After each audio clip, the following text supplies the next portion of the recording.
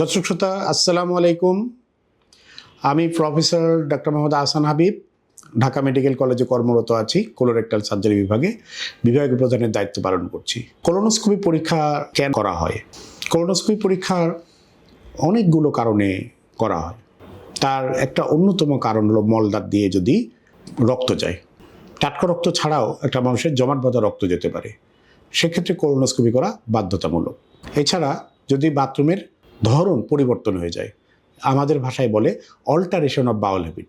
একটা মানুষ দীর্ঘ তার হলো 36 বছর বয়স চলছে, 36 বছরে তার প্রতিদিন 2-1 বার করে বাথরুম হয়, কিন্তু গত 2 মাস ধরে দেখা যাচ্ছে তার প্রতিদিন 5-6 বার করে বাথরুম হচ্ছে। এই যে বাথরুমের ধরনটা পরিবর্তন হয়ে গেল। অথবা গত 2 মাস ধরে সপ্তাহে 2 দিনের বেশি বাথরুম হচ্ছে না। এই যে বাথরুমের ধরনটা পরিবর্তন হলো, এটাকে বোঝায় যে এটা কোলোনোস্কোপি করতেই হবে।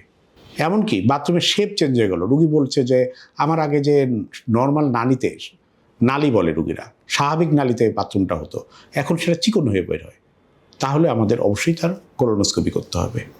রুগীর শরীরে যদি বাথরুমের দিয়ে রক্ত বের হয় বাথরুমের রাস্তা দিয়ে, এই পরিমাণ যে রুগীর শরীরে রক্ত পুশ করতে হলো, তাহলে অবশ্যই তার কোলোনোস্কোপি করতে হবে।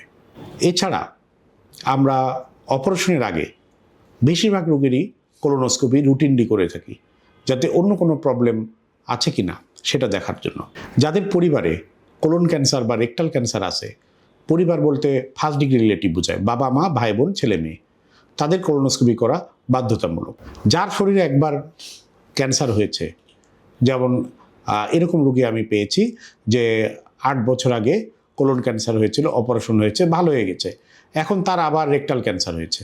তাহলে সেই রোগীটার অবশ্যই আমাদের কোলোনোস্কোপি করা দরকার ছিল। কারণ মলাশয় ক্যান্সার বা কোলন ক্যান্সারের একটা জাত হলো, এটা হঠাৎ করে উড়ে এসে জুড়ে বসে না। এটা প্রথমে একটা ছোট্ট গুটির সৃষ্টি হয়, পলিপ বলি। এটা ধীরে ধীরে বড় হতে থাকে এবং ভিতরে পরিবর্তন হতে থাকে, হতে হতে এটা টিউমার হয়ে ক্যান্সারের রূপ নেয়। এবং এটাতে অ্যাভারেজ একটা মানুষের এই পলিপ থেকে ক্যান্সার হতে 8 থেকে 10 বছর সময় লাগে। সো ওই রোগীটা যদি আগে কোলোনোস্কোপি করতো, ওই ছোট্ট পলিপ আমরা কোলোনোস্কোপি করে কেটে দিলেই তার আজকে এই ক্যান্সারটা আবার হতো না। এবং উন্নত দেশে, বিশেষ করে আমেরিকাতে 45 বছর থেকে 75 বছর বয়স পর্যন্ত কোলোনোস্কোপি করা বাধ্যতামূলক। তারা স্ক্রিনিং পলিসিতে নিয়ে নিচ্ছে সব মানুষের কোলোনোস্কোপি করতে হবে, কোনো ধরনের সমস্যা না থাকলেও। আমরাও বাংলাদেশে হাই রিস্ক পেশেন্টের ক্ষেত্রে কোলোনোস্কোপি করা অ্যাডভাইস করি। যাদের ক্রনিক ডিজিজ আছে, আলসারেটিভ কোলাইটিস আছে, তাদের হলো কোলোনোস্কোপি করা বাধ্যতামূলক, কারণ এখান থেকে ক্যান্সারের রূপ নিতে পারে। পলিপোসিস কোলাই, এদের ক্ষেত্রে কোলোনোস্কোপি করতে হবে। সব কিছু মিলে কোলোনোস্কোপিটা একটা কোলোরেক্টাল সার্জারি বিভাগের জন্য একটা অপরিহার্য বিষয়।